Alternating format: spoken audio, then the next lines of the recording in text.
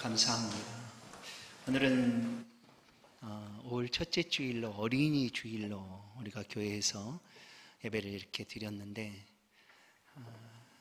참 안타깝고 아쉽게도 우리 주일학교 예배가 현재 드려지지 못하고 있는 상황입니다.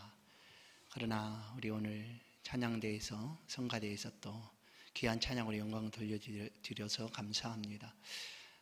우리 한번 인사하고 말씀을 함께 나누십시다. 하나님은 당신을 사랑하십니다. 네.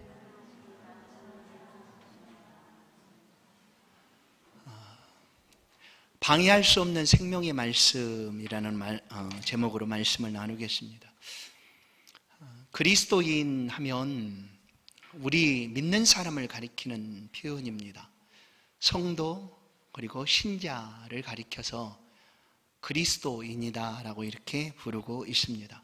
사도행전 11장 26절을 보면 만남의 안디옥에 데리고 와서 둘이 교회에 1년간 모여 있어 큰 무리를 가르쳤고 제자들이 안디옥에서 비로소 그리스도인이라 일컬음을 받게 되었더라. 그리스도인, 예수 믿는 사람을 이렇게 부르고 있습니다. 그러나 구약 속에서 이 그리스도라는 표현은 메시아로 기록이 됩니다. 히브리어 메시아, 신약에서는 이 메시아가 그리스도라 표현이 됩니다. 이 그리스도는 기름 부음을 받았다라는 뜻입니다. 기름 부음을 받았다. 그럼 누가 기름 부음을 받는가? 직분을 세울 때, 직분자를 임명할 때 왕 그리고 제사장 선지자를 세울 때 기름 부음을 받게 되었습니다. 그리스도는 왕으로서 그리고 선지자로서 제사장으로서 그 직임을 다하는 사람, 그가 바로 기름 부음 받은 자 그리스도입니다. 오늘 제자들의 복음의 중심이, 핵심이 뭐냐면 예수는 그리스도다라는 것이었습니다. 예수는 그리스도다라는 것이죠. 우리는 예수는 그리스도다라는 사실을 너무나 잘 압니다. 예수 그리스도 그냥 똑같이 부르죠. 나누지 않고 예수는 그리스도입니다라고 고백을 합니다. 그러나 제자들이 예수는 그리스도다라고 외치는 이때에 이 1세기 예수 믿는 공동체에서는 예수는 그리스도다라고 이렇게 받아들이는 것이 너무나 힘든 시대였습니다.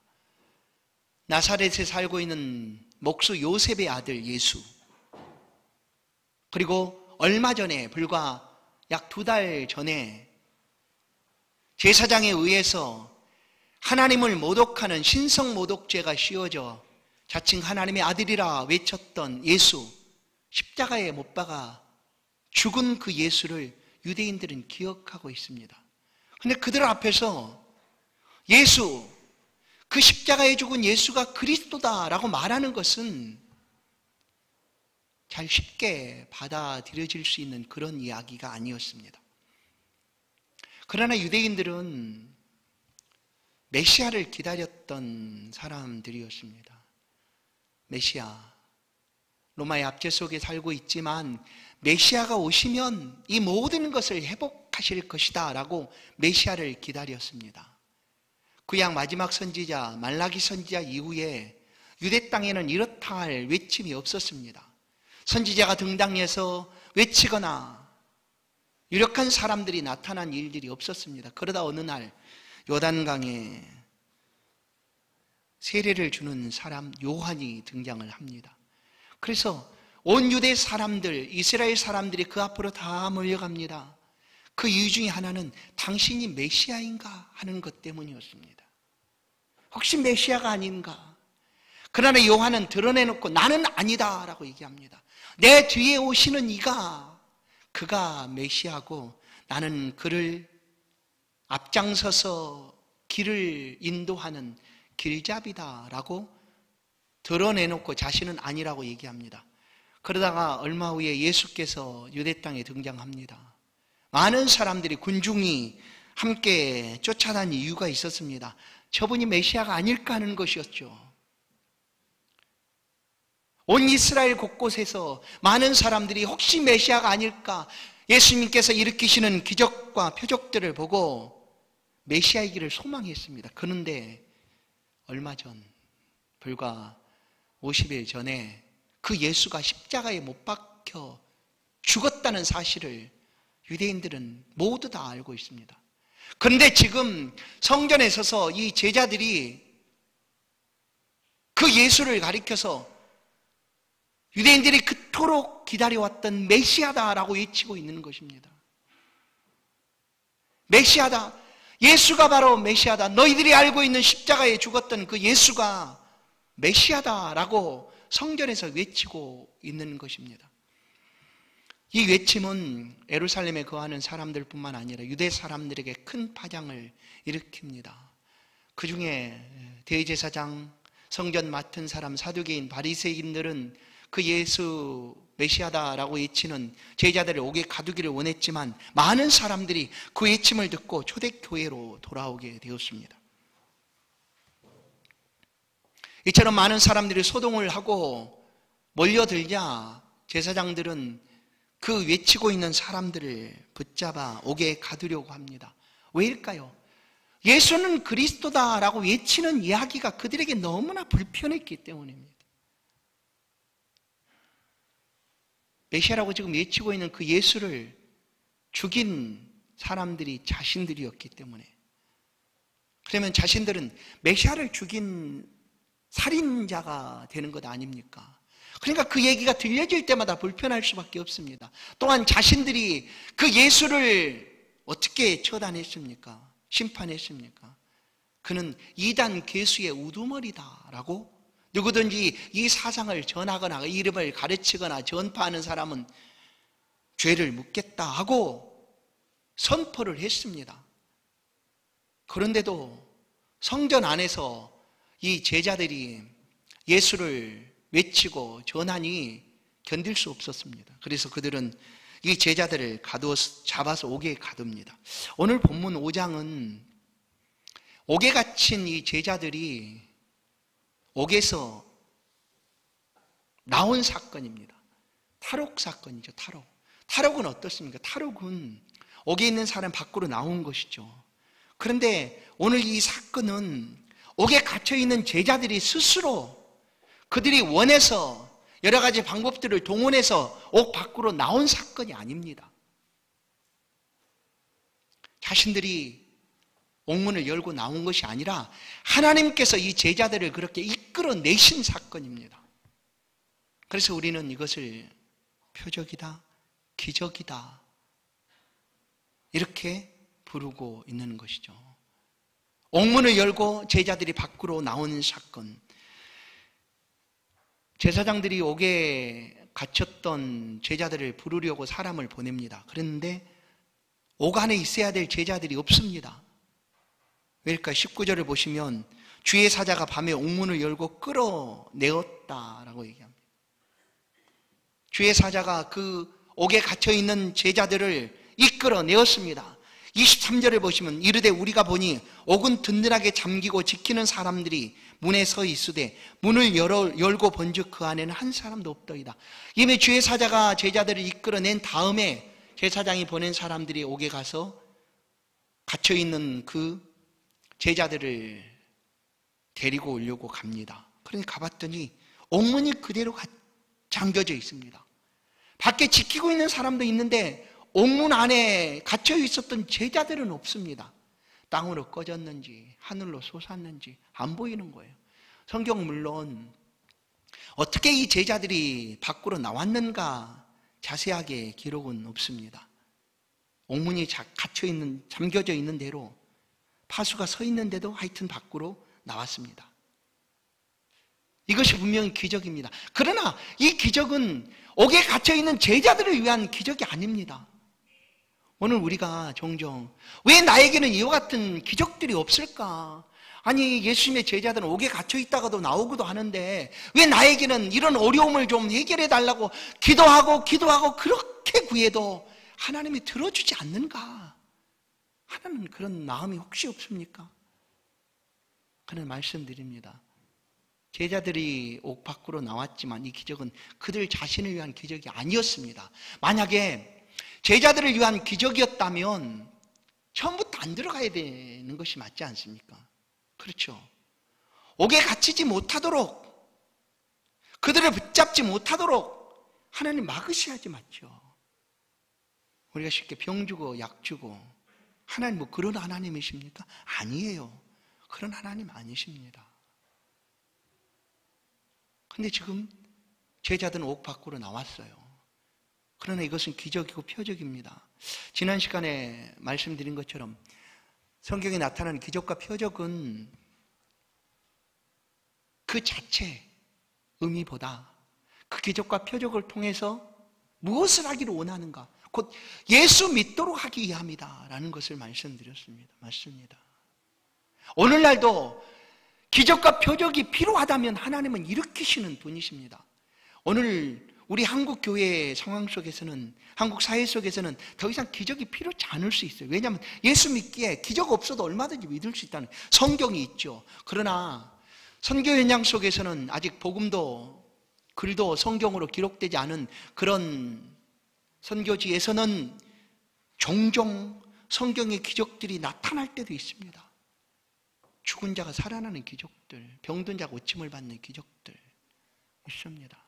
이 기적과 표적은 예수 믿도록 하기 위함입니다. 그것들을 보고 예수를 믿으라는 것입니다.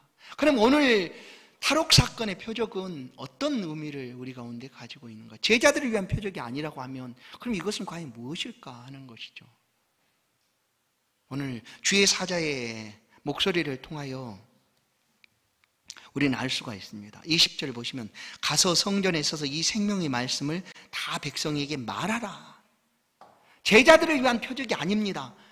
주의 사자가 그들을 이끌어내고 증인되다라는 것이죠. 증인이 되어라. 예수의 증인이 되어라 라고 말씀하고 있는 것입니다. 만약에 제자들을 위한 표적이었다면 제자들이 옥에서 나온 다음에 그곳에 있을 필요가 없죠. 얼른 도망가든지. 왜냐하면 지금도 제사장들이 붙잡아서 그들을 위협하고 죽이려고 하고 있는데 옥에서 나왔으니까 도망가는 게 맞지 않습니까? 그런 제자들은 도망가지 않고 그 자리에 있습니다. 또한 옥에서 이렇게 나왔으니까 유대인들이 칭송을 하고, 와, 당신은 죄가 없어서 나온 거야. 하나님이 그렇게 이끌어줬어 말하고, 또 로마의 유력한 자리를 한 자리씩 차지한다거나 그렇게 칭송하는 유대인들로 말미암아 높임을 받거나 그랬다면, 이 기적이 제자들을 위한 기적이었다라고 우리가 표현할 수 있을 것입니다. 그러나 그런 거 전혀 없어요. 로마에서 어떤 권력을 차지하거나 유대인들 사이에 그렇게 크게 높임을 받거나 어떤 자리를 갖거나 하지 않았다는 거예요. 이 제자들은 모두 다 단 한 사람도 빠지지 않고 모두 다 죽었습니다. 그것도 순교하여 죽었습니다.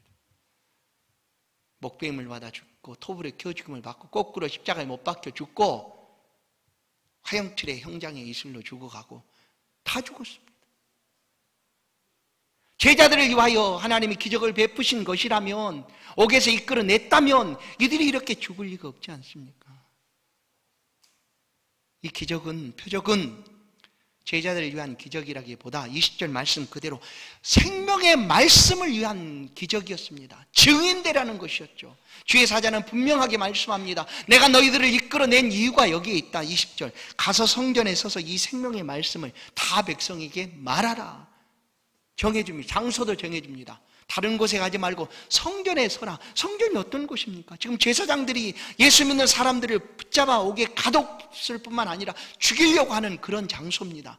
근데 그곳을 벗어나지 말고 그 자리에 서 있으라는 거예요. 생명의 말씀을 위하여 죽을 각오를 하고 그 자리에 있으라는 것입니다. 증인되라는 거예요. 한마디로 예수 증인되라. 이 생명의 말씀을 다 백성에게 전하라. 너희 풀려난 모든 제자들이 단 사람도 빠지지 말고 이 말씀을 전하라 하는 것도 있고요. 예수에 관한 모든 사항을 빠짐없이 다 외치라 하는 것도 있습니다. 장소도 정해주고 생명의 말씀을 전하라 라는 것이죠. 우리는 믿습니다. 성도님 여러분도 믿으실 줄은 믿습니다. 왜냐하면 홍해가 갈라짐을 믿으십니까? 여러분 믿으십니까? 언제 갈라졌지 그게? 나 보지도 못했는데 언제적 얘기지? 혹시 이렇게 생각하십니까? 홍해가 갈라졌습니다. 반석에 물이 솟아났습니다. 죽은 자가 살아났습니다. 믿으십니까? 성경은 이렇게 말합니다. 너에게 겨자씨만한 믿음이 있으면 이 산을 들어 저리로 옮기우라 하여도 옮겨질 것이요. 믿으십니까? 믿습니까? 근데 왜 내게는 그런 기적들이 안 나타나냐 하는 거죠. 혹시 여러분 그런 것 때문에 마음이 아파하십니까? 왜 나에게는 왜 이런 기적이 없는가?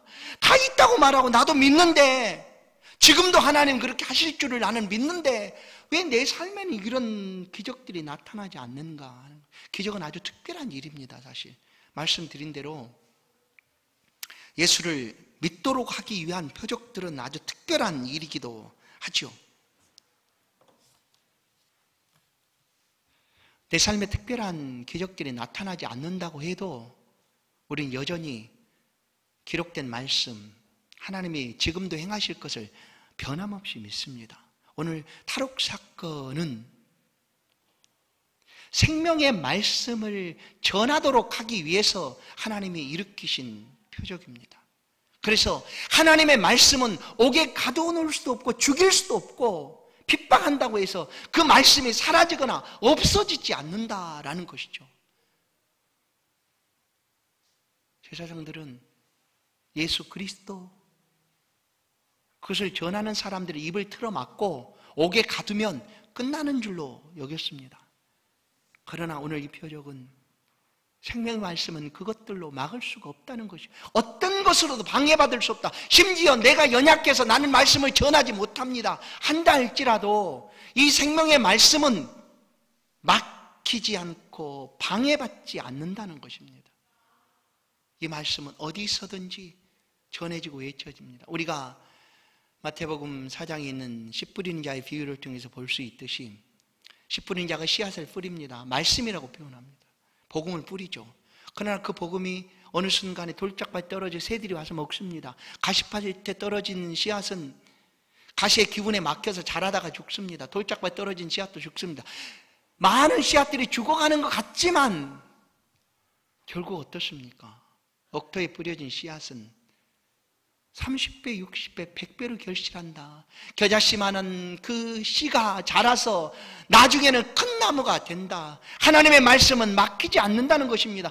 생명의 말씀은 그 어떤 것으로도 방해받지 않고 전해지고 지금도 살아서 역사하고 있다라는 것이 오늘 5장의 탈옥 사건의 표적입니다. 가둔다고. 여러분, 오늘 우리 가운데 그러면 왜 나에게는 특별한 이런 기적들이 나타나고 있지 않는가? 아닙니다. 지금도 우리 안에 하나님께서 기적을 일으키시고 계십니다. 보실까요? 하나님은요, 우리를 하나님의 백성 삼으시기 위해서 엄청난 일을 행하셨습니다. 하나밖에 없는 아들을 내게 내어주시겠다 계획하셨습니다. 계획할 뿐만 아니라 그렇게 실행하셨습니다. 십자가에서 나를 구원하시기 위하여, 여러분들을 구원하시기 위하여 그 아들을 죽이셨던 하나님, 그렇게 나를 하나님의 자녀 삼으신 하나님, 지금도 우리의 삶을 붙들어 주시고 보호하시고 지켜주시고 계십니다.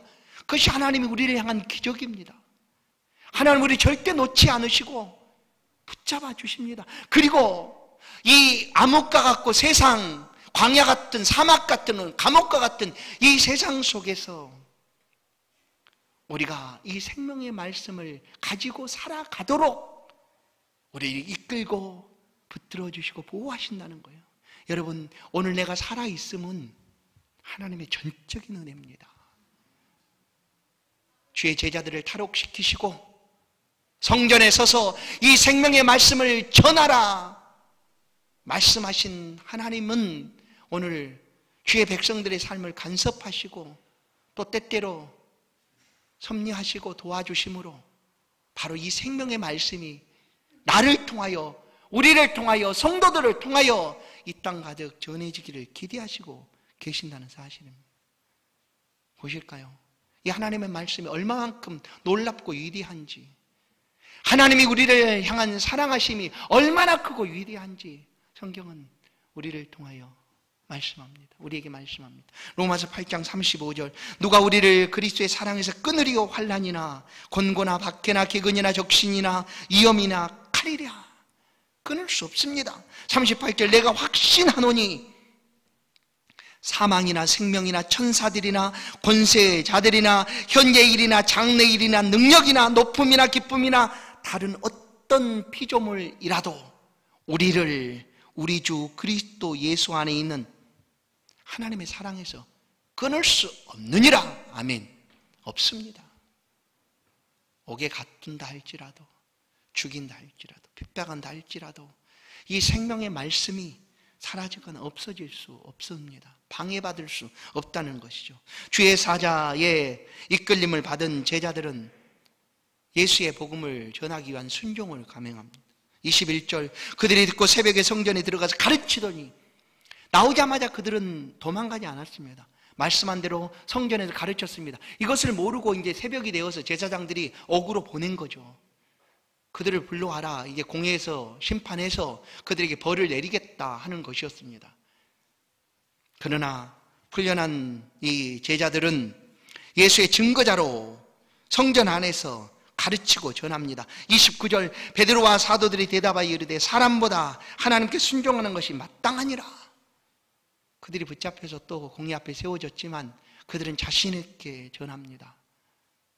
말씀에 순종하는 것이 너희들 말 듣는 것보다 더 합당하다 하고 외쳤습니다.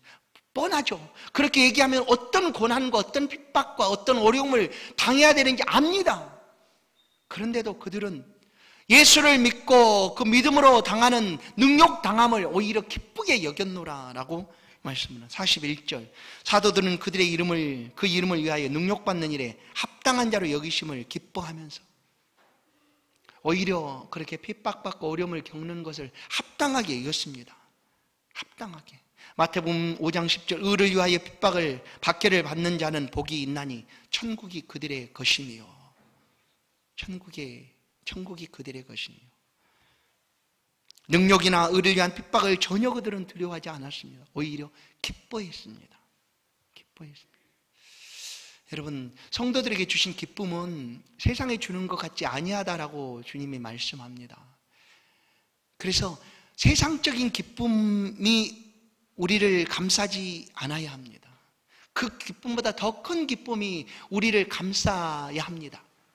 혹 세상적인 기쁨이 좀 소멸되거나 사라지거나 없어져도 그보다 더 큰 기쁨인 하나님이 우리를 붙들어 주시는 이 영원한 기쁨이죠. 이 기쁨이 그 기쁨을 이길 수 있도록 언제나 우리 안에 이 기쁨을 간직하고 있어야 합니다. 42절, 그들이 날마다 성전에 있든지 집에 있든지 예수는 그리스도라고 보십시오. 예수는 그리스도라고, 예수는 그리스도. 이것이 될 말입니까? 말씀드린 대로 예수는 십자가에 못 박힌 죄인이었습니다. 교권주의자들, 제사장들, 유력한 사람들은 그는 이단의 괴수다, 저를 따르면, 저를 믿는 것은 하나님 앞에 죄를 범하는 것이다 하고 막았습니다. 붙들어 오게 가두었습니다. 아니, 심지어 죽이기까지 했습니다.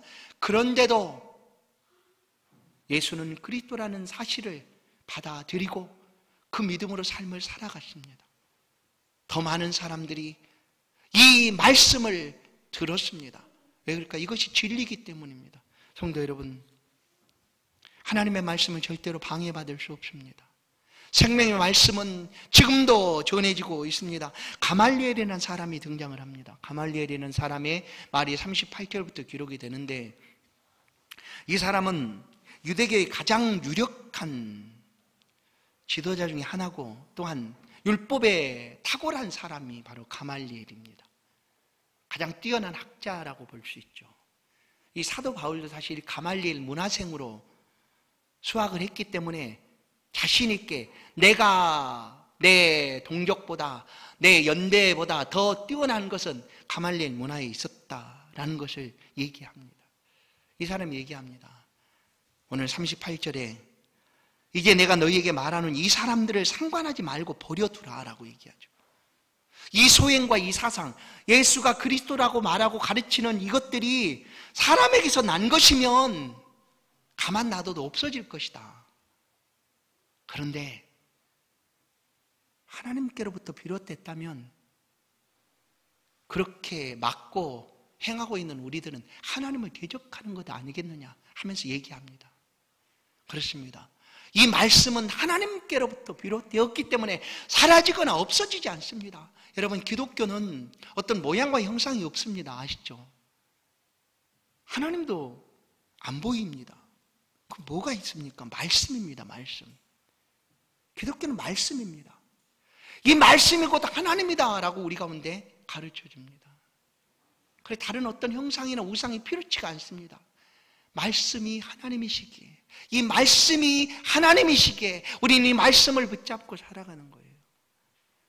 왜 하나님의 말씀은, 생명의 말씀은 방해받을 수 없을까? 결코. 이것은 바로 하나님께로부터 주어졌기 때문입니다. 가말리엘이 말하는 것처럼 하나님께로부터 비롯되었기 때문입니다. 하나님이 행하신 일입니다. 하나님께서 인류 구원을 위해서 모든 것을 계획하시고 진행하셨기 때문이고 그 일을 완성하셨기 때문에 이 사상은 사라지거나 없어지지 않습니다. 이 말씀, 생명의 말씀 지금도 살아있기 때문입니다. 지금도 살아있습니다. 말씀을 듣는 것이 우리의 양식입니다. 말씀을 들을 때 우리 영이 살아나고 힘을 얻게 됩니다. 히브리서 4장 12절 말씀이죠. 하나님의 말씀은 살아있고 활력이 있어 좌우의 날선 어떤 검보다 예리하여 혼과 영과 및 관절과 골수를 찔러 쪼개기까지 하며 또 마음의 생각과 뜻을 판단하나니. 살아있다는 거예요. 말씀은 살아있습니다. 지금도 살아있습니다. 그래서 믿는 자의 심령 속에 주의 말씀이 들려지면 에스겔 골짜기에 마른 뼈들이 살아나는 것처럼 우리의 영혼이 소생하고 우리의 삶이 새로워지고 달라지게 되는 거예요.